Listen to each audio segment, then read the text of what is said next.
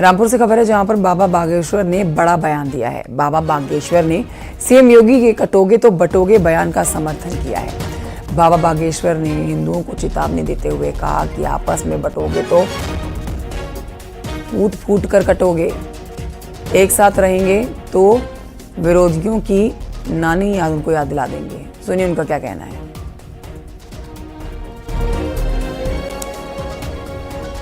ये इसलिए किया गया है कि देखिए, अगर गैर सनातनी जो सनातन परंपरा को नहीं जानते, जो वहाँ की विचारधारा को नहीं समझते, देवी देवताओं की महत्ता को नहीं जानते, संतों की महिमा को नहीं जानते, वो संतों का क्या खाक सम्मान करेंगे। उससे द्वंद्व ही उत्पन्न होगा और उससे एक न एक विद्रोह ही उत्पन्न होगा।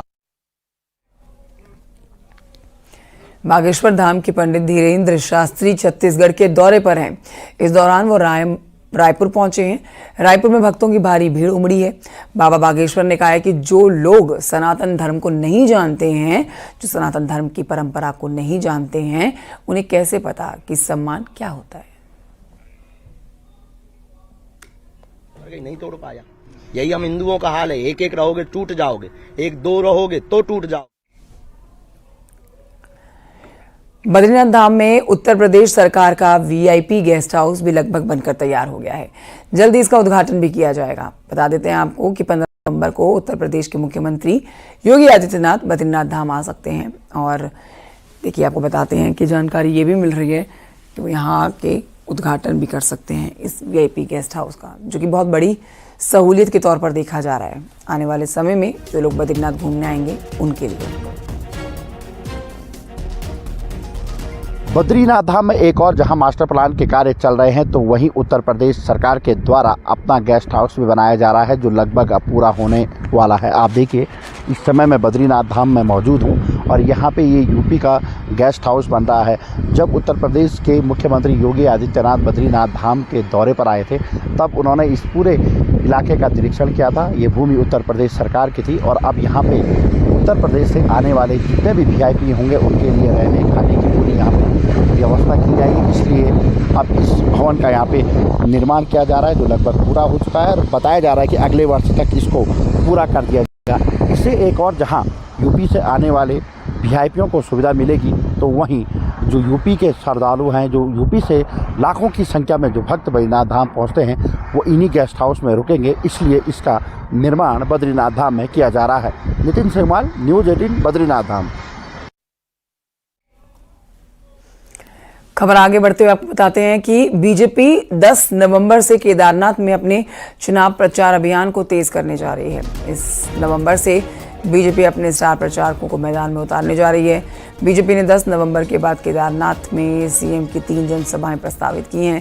तो इसके साथ ही आपको बताएं कि भूतपूर्व सैनिक, अनुसूचित जाति और महिला मोर्चा के 3 बड़े सम्मेलन भी केदारनाथ में करने जा रही है। सांसद अनिल बलूनी और पूर्व सीएम तीरथ सिंह रावत भी इसके बाद बतौर स्टार प्रचारक केदारनाथ में डेरा डालेंगे। मुख्यमंत्री 3 बड़ी सभाएं हम अभी वहां प्रस्तावित हैं, उसकी घोषणा 1-2 दिन के अंदर कर लेंगे।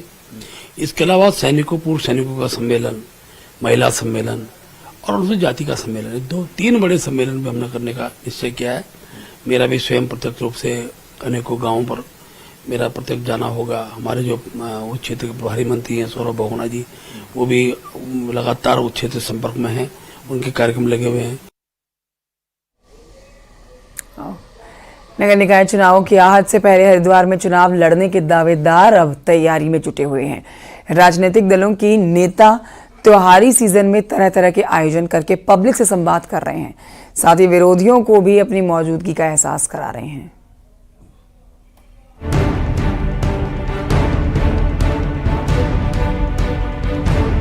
उत्तराखंड में नगर निकाय चुनाव होने हैं। संभावना जताई जा रही है कि नवंबर के महीने के आखिर तक चुनावी आचार संहिता भी लग सकती है। ऐसे में हरिद्वार में मेयर, पालिका अध्यक्ष और पार्षदों के चुनाव लड़ने के दावेदारों ने त्योहारी सीजन का जमकर फायदा उठाया। तो जो कांग्रेस से दूर होते जा रहे हैं उनको हमें जोड़ने का एक प्रयास है और हम भविष्य में हरिद्वार में कांग्रेस को इतनी मजबूत करेंगे कि सामने इसके कोई भी टिक न पाए।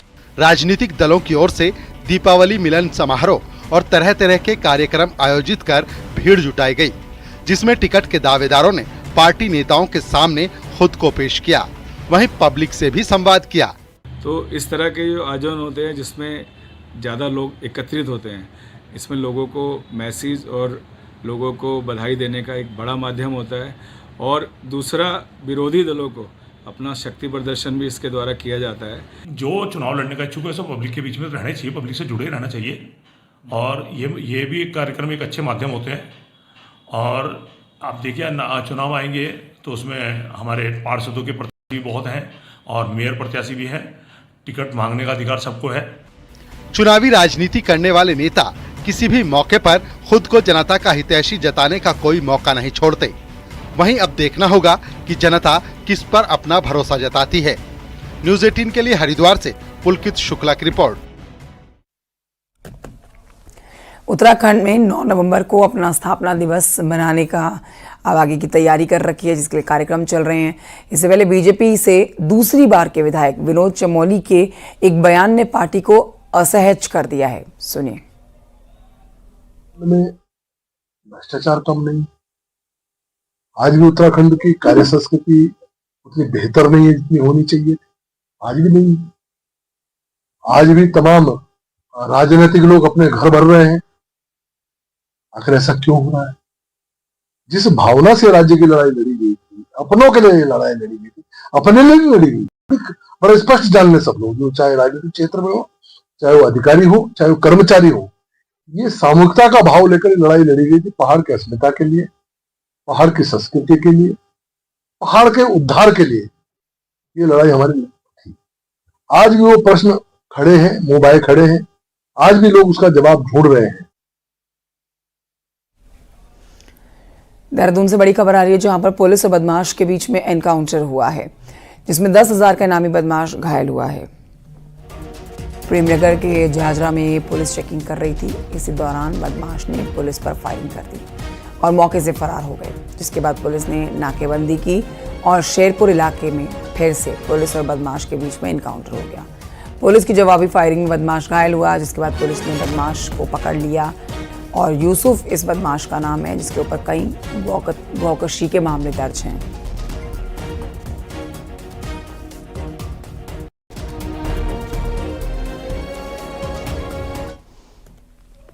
कुमाऊं की तराई वाले इलाके में चलने वाली कुछ इंडस्ट्रीज इस समय खतरे की जद में है। विशेषकर प्लाईवुड और पेपर इंडस्ट्री में काम करने वाली फैक्ट्रियां कच्चे माल के यहां पर आने वाले समय में चुनौतियों का सामना कर सकती हैं। ऐसा हम क्यों कह रहे हैं, इस रिपोर्ट में देखिए।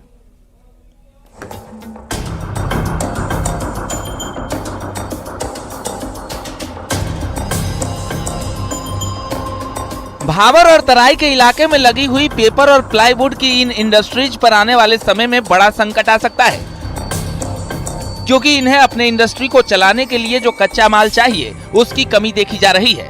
दरअसल पेपर और प्लाईवुड इंडस्ट्री के लिए यूकेलिप्टस और पॉपुलर जैसी लकड़ी की आवश्यकता होती है, लेकिन किसानों ने इन किस्मों को बोना ही कम कर दिया है। किसानों के रुख से सरकार भी अब चिंतित दिख रही है। किसानों से वार्ता करेंगे, किसानों की गोष्ठियां करेंगे और उनसे उद्योगपतियों की भी गोष्ठी करेंगे, क्योंकि मुझे जानकारी में आया कि यूकेलिप्टस वो उत्तराखंड के बाहर से उत्तर प्रदेश से ले लेते हैं, तमाम फैक्ट्रियां यहाँ की। तो इसको बढ़ाएं और कैसे उनका यूकेलिप्टस का ठीक दाम मिले, जिससे वो प्रोत्साहन उनको हो सके, इस दिशा में हम काम करेंगे। दूसरी तरफ पॉपुलर और यूकेलिप्टस के घटते रकबे से फॉरेस्ट डिपार्टमेंट भी चिंतित है। विदेश से लाकर 100 से ज्यादा पॉपुलर की वैरायटी तैयार करने वाले फॉरेस्ट की रिसर्च विंग ने बाकायदा इन वेराइटीज को बचाने के लिए एक सेंटर तक खोल दिया है। तो कहीं धीरे धीरे पॉपुलर विलुप्त न हो जाए, इस उद्देश्य को ध्यान में रखते हुए पॉपुलर की जो नर्सरी टेक्निक है, पॉपुलर का जो प्लांटेशन टेक्निक है और उसके कैसे क्लोन डेवलप होते हैं, कैसे उस पर अनुसंधान हम लोगों ने किया, उसका एक सारा पूरा सार जो है उसको हमने बाय फोटोग्राफ यहाँ प्रदर्शित किया है। दरअसल तराई में पहले यूकेलिप्टस और पॉपुलर की खेती होती थी, जिसके कारण यहाँ प्लाईवुड और पेपर इंडस्ट्री खूब फल फूल रही है, लेकिन अब कच्चे माल की कमी सिरदर्द बन रही है। हल्द्वानी से न्यूज़ 18 के लिए शैलेंद्र नेगी की रिपोर्ट।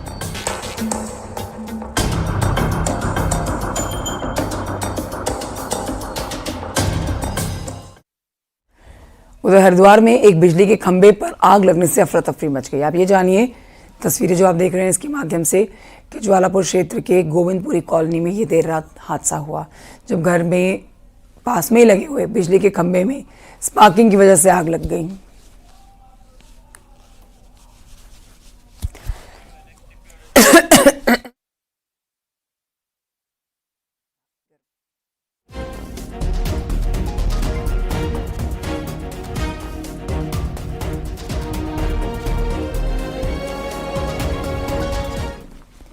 और आइए बढ़ रहे हैं आगे पौड़ी की खबर जानिए, जहां पर कूड़े की समस्या से शहरवासियों को निजात नहीं मिल पा रही है।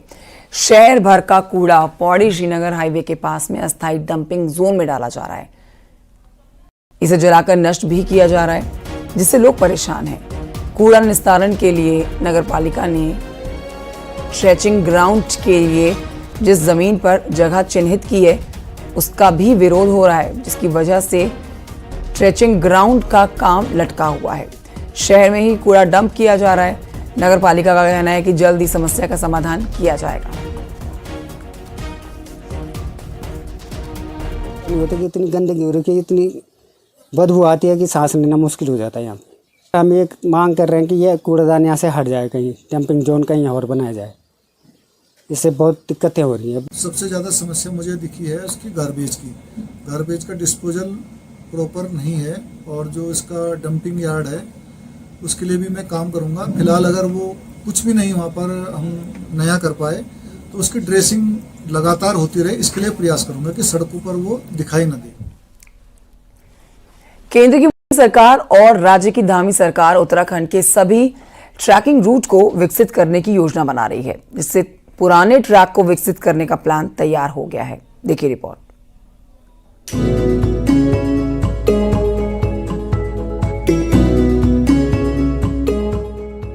पहाड़ में पर्यटन को पंख लगाने के लिए सरकार हर मोर्चे पर काम कर रही है। इसीलिए पुराने बंद पड़े ट्रैकिंग रूट को फिर से चालू करने का प्लान है। दरअसल ब्रिटिश हुकूमत में साल 1902 में वायसराय लॉर्ड कर्जन उत्तराखंड आए थे। तब वो यहाँ की प्राकृतिक सुंदरता के इतने मुरीद हुए कि उन्होंने अल्मोड़ा से ग्वालदम, वाण, सुतोल, कनोल के साथ रामड़ी, झीझी, पाणा और कुंवारी पास तपोवन तक करीब 200 किलोमीटर का पैदल ट्रैक का निर्माण करवाया था। लेकिन उसके बाद ये रूट बंद हो गया। मगर अब केंद्र और राज्य सरकार ट्रैकिंग रूट को सड़क से जोड़ने जा रही है और पूरी तरीके से इस तरह के और भी जितने ट्रैक है और भी महत्वपूर्ण पहलू है उन सबको हम और अच्छे तरीके से डेवलप करना चाहते हैं। मैं एक और बात जरूर कहना चाहता हूँ कि आने वाले समय में नंदा राज्यात यात्रा की भी शुरुआत होगी, उसकी तैयारी की भी हमने शुरुआत की है। बहुत ही जल्दी आने वाले कुछ दिनों के अंदर ही हम लोग पूरे प्रशासन के साथ यात्रा की तैयारी के लिए भी बैठने वाले हैं। जितने प्रमुख हमारे ट्रैक हैं उनके बारे में बातचीत करने वाले हैं। लॉर्ड कर्जन ट्रैक के विकसित होने से जहां एक तरफ पर्यटन की संभावनाएं और बढ़ेंगी, तो वहीं भविष्य में भारत चीन सीमा को जोड़ने वाली सड़क और विकसित होगी। इसके साथ ही चारों धाम की यात्रा में भी इसका फायदा मिलेगा। इसीलिए इस सड़क निर्माण का काम बीआरओ जल्द शुरू करने जा रहा है। ये सड़क बीआरओ को मिला है काम और करीब 30 किलोमीटर का काम बीआरओ उसमें करेगी, जो लॉर्ड कर्जन ट्रैक नाम से भी जाना जाता था। तो एक तो ये वैकल्पिक रूट हमें उपलब्ध हो जाएगा बद्रीनाथ जी को जाने का, तो मैं समझता हूँ इससे पर्यटन को फायदा मिलेगा और पर्यटकों की संख्या में भी इजाफा होगा। चमोली जिले में कई ऐसे गांव हैं जो दुर्गम इलाकों में हैं और जहां ट्रैकिंग की अपार संभावनाएं हैं। ऐसे गांव को सड़क मार्ग से जोड़ने से स्थानीय लोगों को फायदा मिलेगा और जो ट्रैकिंग के शौकीन हैं वो भी वहां तक पहुंच पाएंगे।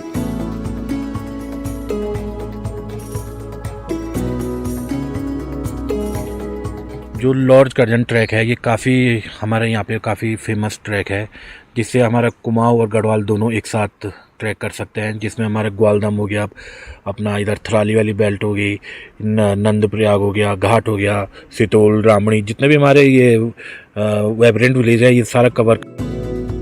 चमोली की ऊंची चोटियों को देखने के लिए साल भर देशी विदेशी पर्यटक उत्तराखंड आते हैं और दुर्गम ट्रैकिंग रूट विकसित होने पर पर्यटन तो बढ़ेगा ही, लोगों को रोजगार भी मिलेगा। न्यूज़ 18 के लिए चमोली से नितिन सेमवाल की रिपोर्ट।